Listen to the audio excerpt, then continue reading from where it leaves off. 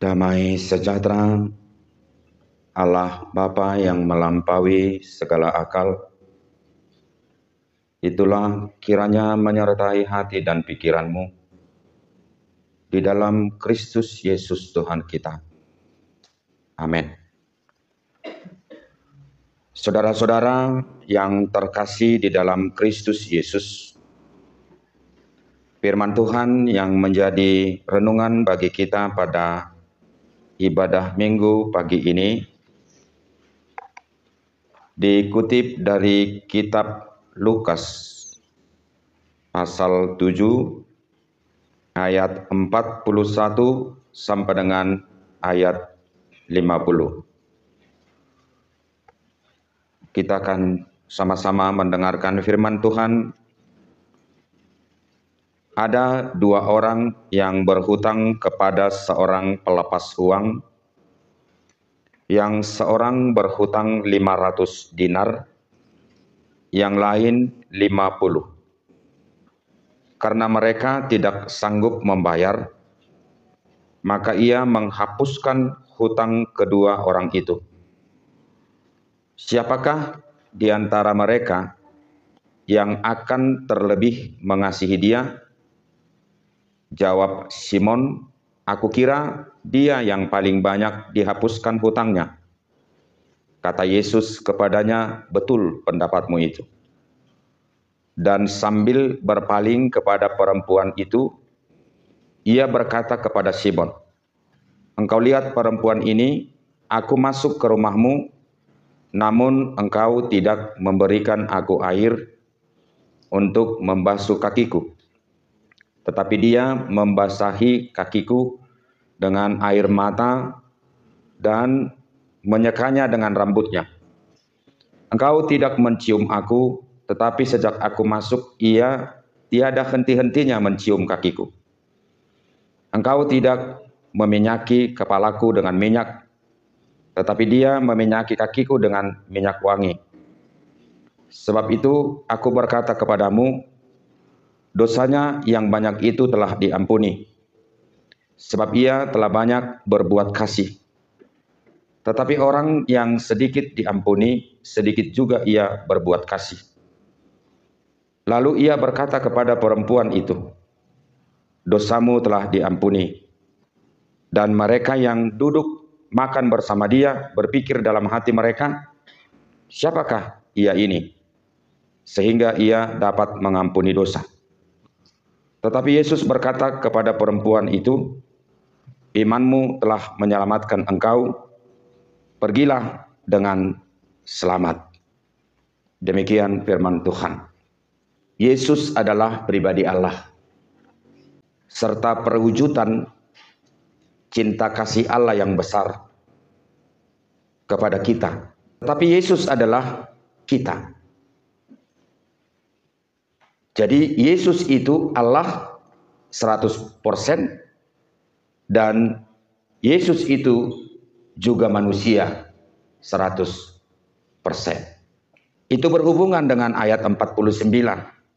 Dan mereka yang duduk makan bersama dia berpikir dalam hati mereka, siapakah ia ini, sehingga ia dapat mengampuni dosa. Jadi Kristus itu bukan hanya sekedar manusia 100%. Bukan hanya Allah 100%. Tetapi Yesus yang kita kenal dalam kehidupan kita adalah Yesus pribadi Allah yang mampu mengampuni dosa dan pelanggaran kita. Jadi Yesus pribadi yang menyelamatkan, tetapi dia juga pribadi yang telah mengampuni kita atas pelanggaran kita. Coba kita perhatikan nats khotbah kita lebih detail. Sebenarnya ada beberapa tokoh yang boleh diangkat dari nats khotbah ini. Yang pertama adalah Simon. Simon adalah orang Farisi, tetapi dia adalah pribadi yang sekaligus mewakili orang Saduse. Jadi orang Farisi, orang Saduse, ini adalah golongan atau kaum yang menganggap dirinya paling benar, yang menganggap dirinya paling suci, yang menganggap dirinya paling kudus dibanding dengan kaum yang manapun. Dan mereka menganggap bahwa keselamatan yang boleh mereka peroleh itu adalah melalui hasil jerih payah mereka dengan melakukan hukum Taurat. Jadi bagi mereka tidak ada keselamatan di luar daripada hukum Taurat itu sendiri. Simon mengundang Yesus hadir di tengah-tengah rumahnya, dan Simon menjamu Yesus pada saat itu. Tapi yang menjadi catatan, ada tradisi bagi orang Yahudi. Setiap tamu atau orang yang diundang, apalagi dalam rangka mengikuti jamuan yang diadakan oleh tuan rumah, dia harus terlebih dahulu membasuh kaki dari si sang tamu tersebut. Tapi dalam nats ini, Simon, orang Farisi dan sekaligus mewakili orang Saduse, entah dia lupa atau gimana, itu tidak perlu kita pertanyakan. Tapi yang jelas, sebagaimana dalam hukum tradisi orang Yahudi, itu adalah patut dilaksanakan oleh Simon. Yang kedua adalah dua orang yang memiliki utang. Utang yang pertama 500 dinar. Dan yang kedua 50 dinar. Tetapi si pelepas uang ini membebaskan kedua orang yang memiliki utang tersebut, yang 500 dinar dan juga 50 dinar. Lalu ini menjadi bahan pertanyaan Yesus kepada Simon. Siapakah dari antara kedua yang memiliki utang tersebut yang memiliki cinta kasih lebih kepada si pelepas uang? Tentu sama seperti jawaban daripada Simon itu. Andaikan Yesus bertanya di tengah-tengah persekutuan kita pada pagi hari ini, menurut saudara, siapakah? Simon menjawab adalah yang memiliki utang sebanyak 500 dinar. Yesus bertanya kepada Simon, sebenarnya bagaimanakah tingkat kemampuan Simon untuk mengartikan dan sekaligus memaknai arti anugerah, arti keselamatan, arti pengampunan yang telah diberikan Allah kepada kita melalui Yesus Kristus. Sebagaimana tadi kita katakan, Yesus Kristus itu adalah keselamatan bagi kita, tapi dia juga pribadi yang telah mengampuni kita dalam nats ini. Yang ketiga, siapakah tokoh yang mau kita angkat? Yaitu adalah seorang perempuan yang paling berdosa. Dan dia menemui Yesus, sujud, mengurapi kaki Yesus dengan minyak, kemudian menyeka kaki Yesus dengan apa? Dengan air matanya. Dari ketiga tokoh yang boleh kita angkat dari nats ini, kita dapat memberikan kesimpulan. Ada orang yang langsung berurusan dengan pribadi Yesus, dan ada orang yang tidak langsung berurusan dengan pribadi Yesus. Hal itu bisa kita gali melalui ketiga tokoh yang ada di dalam nats ini. Apakah kedua orang yang memiliki utang 500 dan 50 dinar itu memiliki hubungan dengan pribadi yang meminjamkan uang terhadap diri mereka? Pasti ada. Dan itu pada awalnya dibangun melalui relasi. Mana mungkin saya itu meminjamkan uang kepada kalian kalau saya itu tidak mengenal. Lalu siapakah yang disebut dalam perumpamaan itu? 500 dan 50 dinar? Itu bisa saja tertuju kepada siapa? Kepada orang Israel. Yang menganggap dirinya telah memiliki persekutuan yang baik, yang menganggap dirinya telah memiliki benang merah kepada Allah, kepada keselamatan yang ditawarkan Allah kepada mereka. Tetapi sebenarnya mereka juga masih butuh apa? Butuh pengampunan. Yang kedua, apakah perempuan yang paling berdosa ini memiliki hubungan dengan Kristus? Tidak. Itu sama seperti orang-orang yang berada di luar dari perhitungan kita. Pada saat ini kita ada di sini dan menganggap diri kita bagian daripada pengampunan. Dan kita menganggap bahwa kita adalah bagian daripada keselamatan. Kita menganggap bahwa kita ini adalah orang yang sudah layak, pantas, patut. Dan mungkin ada dari antara kita yang menganggap diri kita paling saleh, paling benar. Dihubungkan dengan apa? Dihubungkan dengan ibadah kita. Dihubungkan dengan apa? Kesetiaan kita dalam hal memberikan tanggung jawab dan kewajiban kita kepada gereja kita di mana kita menyembah Tuhan Allah kita. Padahal mungkin kita tidak menyadari bahwa kita adalah pribadi yang sepantasnya mengaku di hadapan Tuhan. Tanpa pengampunan, kita tidak akan bisa melakukan apa-apa. Tanpa pengampunan, sola gratia, anugerah, keselamatan, pengampunan itu sendiri tidak akan pernah menjadi bagian daripada kita. Kita menganggap diri kita paling benar, paling suci, paling kudus, paling benar melakukan hukum Taurat. Apalagi dihubungkan dengan kesetiaan kita beribadah dan juga melakukan segala sesuatu yang berhubungan dengan kewajiban dan tanggung jawab kita sebagai umat Kristen. Tapi sebenarnya kita tidak pernah melakukan apa? Tindakan kerendahan hati. Seperti yang dilakukan siapa dalam nats ini? Seperti yang dilakukan perempuan yang paling berdosa tersebut. Apa yang dilakukannya? Dia mengurapi Yesus dengan minyak. Itu hal biasa. Tetapi yang kedua, dia menyeka kaki Yesus dengan apa? Dengan air matanya. Bagaimanakah kita boleh sujud? Berlutut di hadapan Tuhan. Setelah kita mengetahui Yesus adalah keselamatan dan Yesus adalah pribadi yang telah mengampuni kita. Jadi janganlah kita hanya mengaku kita percaya.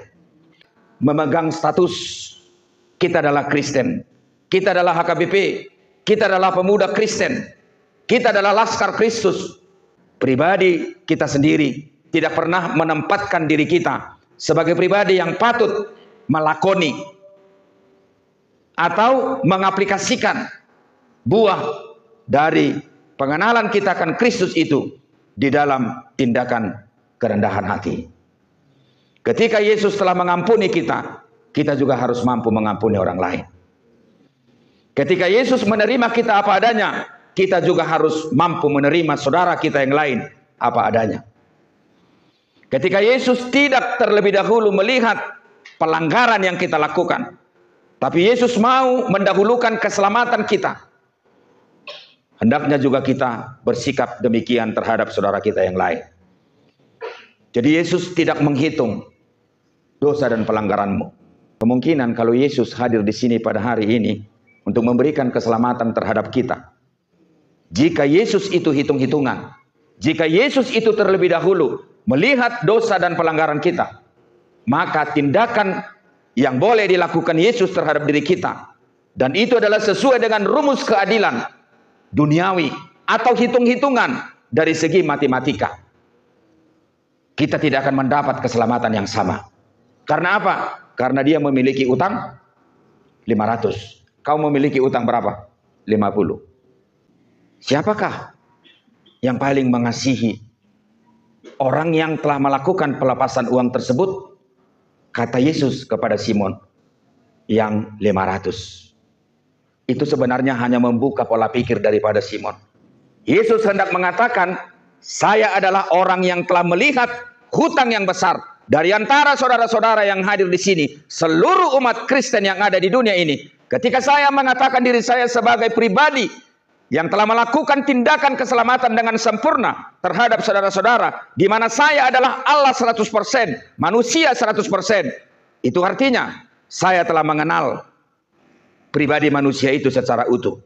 Dan saya memberikan kesimpulan, pengampunan itu akan tetap berjalan tanpa melihat, tanpa mendahulukan seberapa besar dosa dan pelanggaran, utang yang harus kalian bayar terhadap siapa? Terhadap Allah. Jadi utang itu tidak pernah dilihat oleh Allah dari segi jumlah. Tapi utang itu pada hari ini, atau utang itu ketika Yesus hadir di tengah-tengah dunia, telah terbayar lunas. Itulah luar biasa kebesaran daripada Allah kita itu. Dihubungkan dengan keselamatan, dihubungkan dengan pengampunan. Hanya Allah kitalah yang melakukan proses pengampunan dengan cara seperti itu. Yang kedua, jika saudara mengaku percaya kepada Kristus, jika saudara mengaku adalah anak-anak Kristus, jika saudara adalah pribadi yang telah diampuni, dan tanpa berhitung tentang dosa dan pelanggaranmu, mari aplikasikan dengan tindakan kerendahan hati. Jadilah pribadi yang senantiasa mengurapi Yesus, atau mengurapi orang-orang lain, atau dengan kerendahan hati berkenan membasuh kaki-kaki orang lain dengan air mata. Si perempuan ini mempergunakan media air matanya untuk mengurapi Yesus. Itu adalah menjadi tanda kerendahan hati yang paling dalam. Yang ketiga, jangan pernah menghakimi orang lain. Jangan menganggap dirimu punya utang 50 dinar dan yang lain punya utang 500 dinar. Martin Luther mengatakan, sebenarnya manusia itu dia gambarkan seperti orang yang sedang terjebak di dalam lumpur yang begitu dalam. Semakin dia bergerak, maka dia akan semakin ke dalam. Begitulah gambaran kita, orang yang telah jatuh ke dalam dosa oleh nenek moyang pendahulu kita, yaitu adalah Adam dan Hawa. Jika Martin Luther menggambarkan diri kita sebagai pribadi yang telah melakukan dosa dan pelanggaran di hadapan Tuhan seperti itu, lalu apakah yang menjadi kesimpulan? Tidak ada pertolongan yang lain ketika kita digambarkan seperti orang yang sedang terjebak di dalam lumpur, kecuali pertolongan yang lain. Bisa saja melalui kayu yang diberikan oleh orang lain terhadap kita, lalu kayu itu kita genggam, lalu ditarik. Bisa aja harus ada alat yang lain untuk mengangkat diri kita, lalu memindahkannya ke tempat lain. Jadi tidak ada pertolongan yang lain. Kamu sendiri tidak akan bisa menolong dirimu sendiri. Ketika engkau merasa kamu bisa menolong dirimu dengan usaha dan jerih payahmu, dengan pergerakan kakimu, dengan pergerakan tanganmu, maka engkau akan semakin masuk. Akan semakin terjebak masuk, sehingga lumpur dosa itu akan semakin menutup dirimu. Jadi Martin Luther menggambarkan diri kita seperti itu. Tidak ada cara yang lain kecuali kita harus meminta pertolongan orang lain. Kita harus meminta pertolongan di luar daripada diri kita, sehingga kita harus dengan cara diangkat dari permukaan lumpur tersebut. Seperti itulah keadaan kita sebagai orang yang telah melakukan dosa dan pelanggaran kita di hadapan Tuhan. Yang terakhir, kita boleh baca Rom 3 ayat 23. Di situ ada disebutkan, karena semua orang telah berdosa dan telah kehilangan kemuliaan Allah.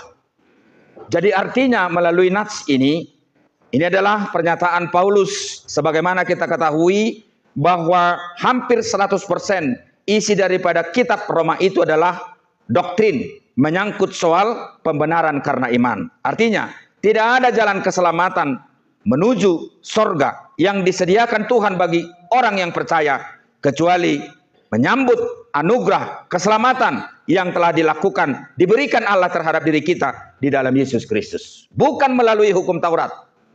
Seperti anggapan orang Farisi dan Saduse.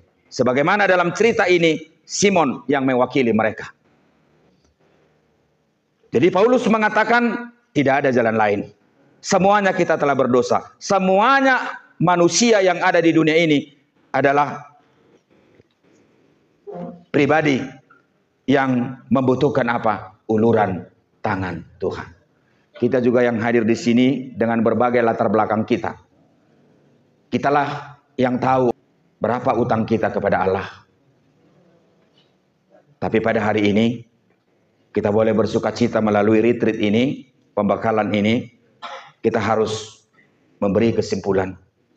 Apapun yang menjadi dosa yang melekat pada diriku, baik dosa warisan dari orang tua, dari kakek, nenek, buyut. Pada hari ini, katakan kepada dirimu, Kristus tidak menghitung itu. Tapi Tuhan mau kau selamat.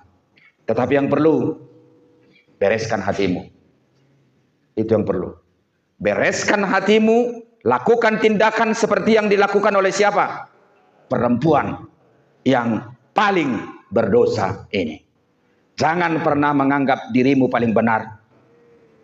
Tetapi lebih baik, anggaplah dirimu orang yang paling berdosa.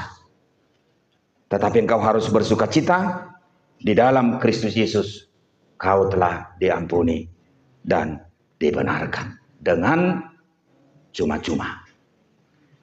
Mari kita hidupi, raih cita-citamu di dalam kerendahan hati. Oleh kerendahan hati itu, engkau pasti senantiasa tergantung bahwa tidak ada pertolongan yang lain. Semakin engkau bergerak oleh pikiranmu, tenagamu, kemampuanmu, kesombonganmu, kamu akan semakin terjebak.